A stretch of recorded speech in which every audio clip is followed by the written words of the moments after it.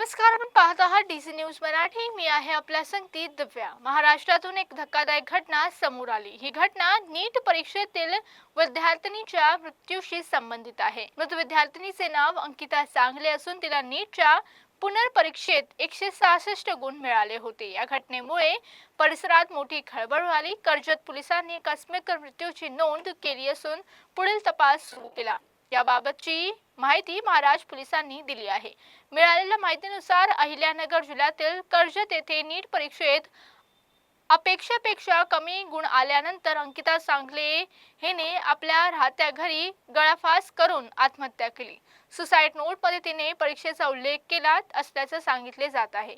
कुटुंबियांच्या म्हणण्यानुसार अप्रत्याशित गुण न मिळाल्याने तिने मानसिक तणावात गेली.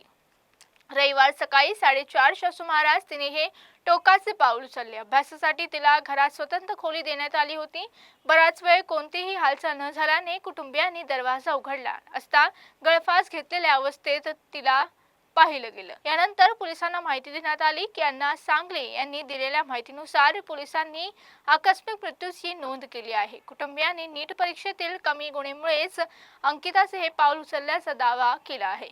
दरम्यान खासदार निलेश लंके यांनी अंकिताच्या कुटुंबियांची भेट घेऊन त्यांना सांत्वना दिली. त्यांनी मृत्यूसाठी सरकारला जबाबदार धरलं आणि नीट पेपर लीक प्रकरणातील संबंधितांवर तसेच या घटनेचे जबाबदार असलेल्या व्यक्तींवर सदोष मनुष्यवधाचा गुन्हा दाखल करण्याची मागणी केली.